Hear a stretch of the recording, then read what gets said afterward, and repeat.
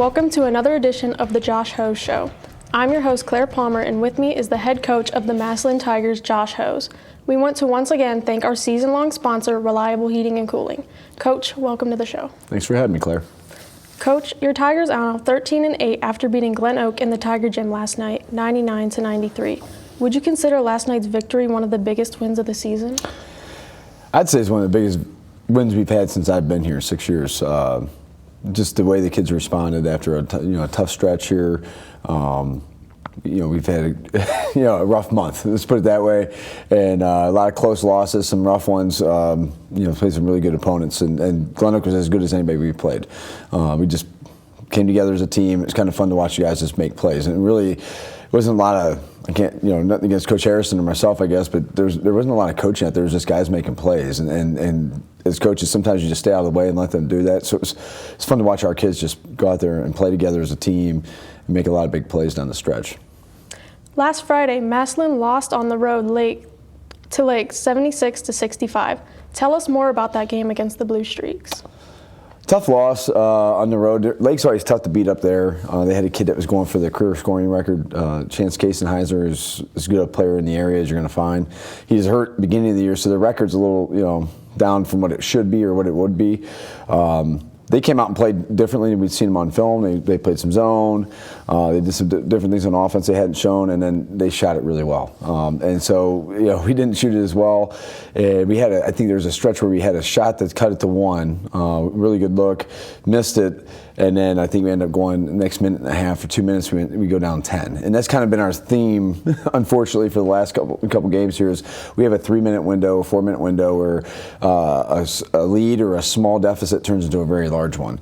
And sometimes we've been able to recover from that, and other times we haven't. In that game, we weren't able to close the gap, and it was a really tough loss. But again, I think that's what made last night sweeter is our bounce back, because as low as we felt, I think Dre made a comment in our team meeting about we hit rock bottom. And it just felt that way with our guys, like just the energy in the room. So to see them respond last night was really special. Your team has struggled a bit through this most difficult part of your schedule. Where do you need to see the most improvement heading into the last 2 games of the regular season? We kind of touched on that earlier, like with the struggle there. I don't think it's one thing or anything. It's really been consistency.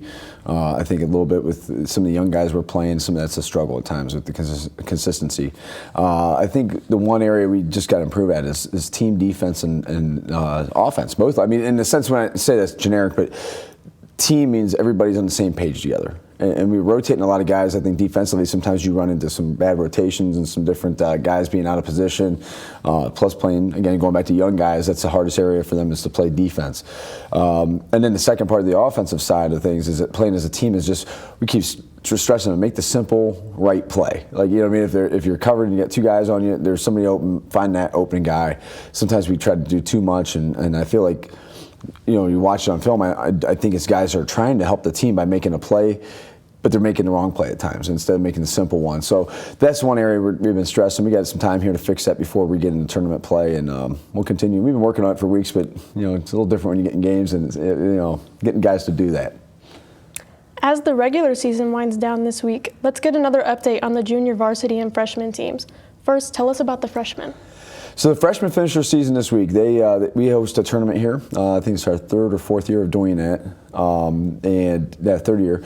And they lost their first round game, but then won the next 2 and finished with a really good overtime win on Saturday over Louisville. So they played them 2 times during the season. It's a tough level, kind of like JV, because you're pulling guys up. Their team looked a lot different the first couple games of the year versus the last part of the year. But I believe they finished the year 12-10. Coach Conley did a really good job with that group because they went through some roster changes and you pull kids off the team, it changes the dynamics.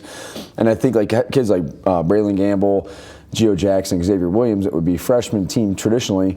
Those are big names and big things in it. So those guys got used to playing with them. So we had to develop new roles and who's handling the ball and who's making different plays. And those kids really saw a lot of growth there. Oh, and you asked about JV. I'm sorry. The JV team actually is on a tear right now. They won 9 in a row. They're 15-6. Coach Smitty, they start out 3-0, and then they had a little bit of a rough patch, and then they've hit their stride here. And again, touched on that tough level where you got kids like, coach comes in and says, hey, you got this kid for 2 quarters, this kid's for 3 quarters. It's a juggling act, and he's done a great job of navigating that. And just has been fun to watch that group. Again, a lot of growth from some kids that weren't playing many minutes at the beginning of the year or playing a smaller role. We've lost some kids along the way for various reasons, and but they've come together as a group. It's really been fun to watch that young group grow. In a moment, we'll meet a Tiger player, but first, this word from Reliable Heating and Cooling. Everything that goes into a Lennox system is engineered for absolute comfort. Like the parts that create your perfect temperature and humidity, or the parts that purify the air. Together, all these parts save you up to half off your heating and cooling bills. And there are few things more comforting than that. The future of home comfort is here now at Reliable Heating and Cooling. Get the latest innovation and technology at Reliable. Lennox. Innovation never felt so good. Thanks to Reliable Heating and Cooling, and welcome back to the Josh Ho Show. Our Tiger player joining us this week is junior forward Brady Manson. Brady, welcome to the show. Thank you for having me. Brady, how old were you when you first learned the game, and do you remember who taught it to you? I was probably in first or kindergarten, and our assistant coach, Marquise, he was my coach then, and he's been my coach ever since I started playing, so he's who taught it to me. And what areas of your game did you work on the most since the end of last season? Just finishing around the rim. Describe your role on this year's team for us. Just do the little things for the team, do whatever I can do to make us win. What are some of the things you like most about being on this Tiger team? Just being with the guys in the locker room, making connections with them. That's my favorite part. Do you have a nickname? No. Okay. And finally, what has been a personal or team highlight this season that stands out for you? A season highlight, I would say us beating Glen Oak last night, just because we were struggling. That was kind of like a bounce back win, get back on track. Thanks for joining us, Brady. Coach Hose will rejoin the show when we return after this timeout.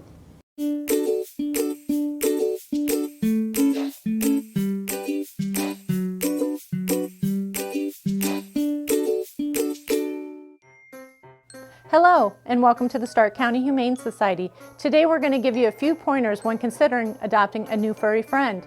All animals here at the Stark County Humane Society are spayed, neutered, microchipped, vaccinated, dewormed, and if old enough, heartworm tested for our canine friends. Adopters will receive a free exam within 2 weeks of adoption at local veterinarian hospitals. We encourage all adopters to take full advantage of this. A one-time adoption fee is required for your new furry friend. When you adopt, you get an awesome adoption packet that includes treats for your new fur baby and savings for you. But this is not where the cost of adoption stops. Did you know the average cost of an animal like a new puppy or kitten can cost up to $500 annually? This includes annual veterinarian visits, preventative care, and everyday supplies like crate, litter, food, toys.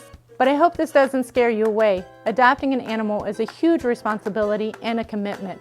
Please take the time to consider the cost of adopting a new pet into your family today. I hope to see you soon at the Stark County Humane Society. Please visit our website or visit us on social media for more information.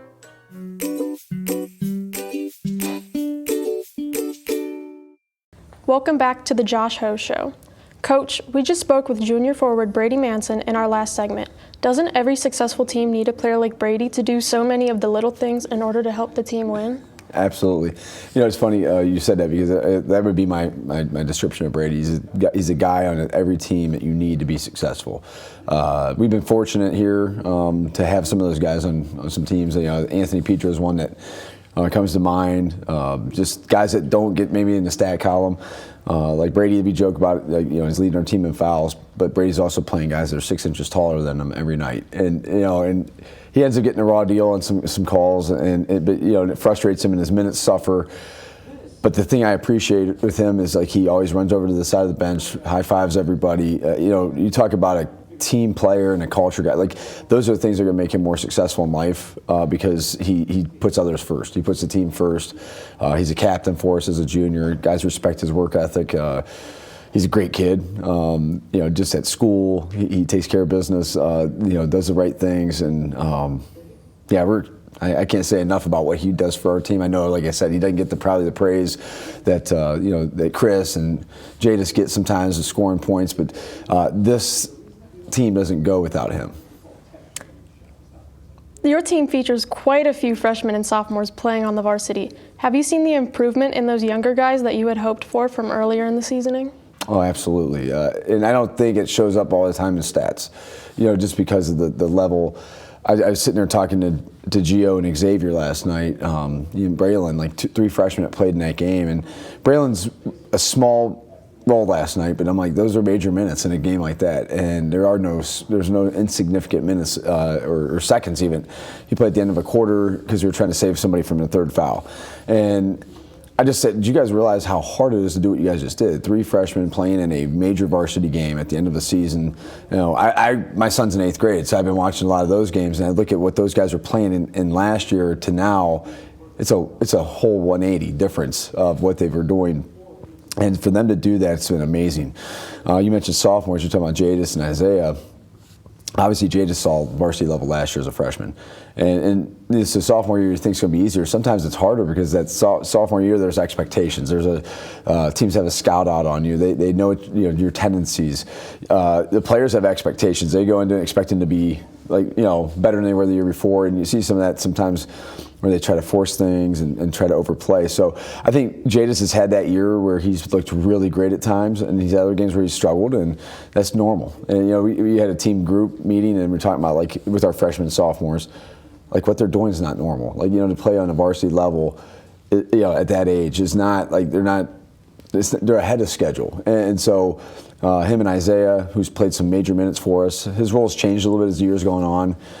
We shortened the bench a little bit. We shortened the rotation. So, but he's playing. He had 26 points last night in our JV game. He's right on par with where he should be at. And I talk about a kid like last year, Elijah Farrington, who came off the bench as a freshman, came off on the freshman team, came off the bench on the JV team as a sophomore, and started as a junior and senior in the varsity level. And that's more of a natural progression. And so we live in a microwave society. Everybody wants things right now, and I think kids fall into that comparison trap where they're looking at seeing, so-and-so is playing as a freshman or sophomore. Why am I not? So that's a hard thing to handle, but those guys have seen a lot of just maturity and growth as a player, but also as young men. The final game of the regular season is this Friday night as your Tigers are home against Cleveland John Adams.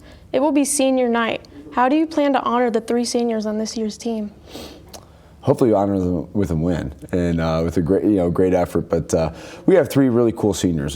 Dre, is our vocal leader. He's a captain. He's just a special kid. His story is amazing, what he's been through to get here, and to be walking out there Friday, it's going to be really special. And then you got Logan Spiker. Logan's also a captain. Doesn't play many minutes, but again, Logan's that kid that, just like Brady, this team doesn't go without Logan. He had no voice last night at the end of the game. And I'm talking to him in the locker room. He's still got his warm up on. He didn't get in the game, but he was in the game. He was there the whole time. He's talking. He does it in practice every day. You hear Logan's voice. He's the ultimate teammate. He's the ultimate just encouragement and support for all those guys. And you need guys like that in the team and in the locker room. And then, Maverick Clark, who didn't play for us his sophomore and junior year, played freshman year, took a couple years off, focused on football, had a great career, came back. We're taking pictures, and he's like, Coach, I think I want to play basketball. So, I had my reservations, not about him, but just man, how's this look? So we talked, and he's like, I know it's going to take a while, but I don't want to just sit, but I want to play. I know it might take some time. And Mavs, he played big minutes for us last night, had a big and one, a couple good fouls for us when Brady and Dre had some foul trouble. Maverick's been a great compliment to our team and just a great kid. And it's funny because he was one of my favorite kids in that class as a freshman as far as play. And so for him to come back, it's cool to get to coach him one more time before he graduates. Can you give us a scouting report on the John Adams Rebels? No. we were so focused on Glen Oak, we haven't even began to look at them yet. We actually were having a hard time getting film on them. So we will get after that today. Kids got day off. Coaches never get days off. But we'll start working on that one. We know that they played some teams that we've already played, so we can kind of compare that. John Marshall and I think Max Hayes and a couple of those Cleveland area teams that we would run into. So we can kind of get an idea of where they're at as a team. But to give a specific scouting report, I don't have anything yet. But I know that after last night, the confidence boost we got from the Glen Oak game and should carry us into Friday night well and then into our tournament game. Thanks, Coach. That will do it for this edition of the Josh Ho Show. We want to thank our season-long sponsor, Reliable Heating and Cooling. Thanks again to Coach Hose and junior forward Brady Manson for joining us this week on the show. I'm your host, Claire Palmer. Thanks for watching, and as always, go Tigers.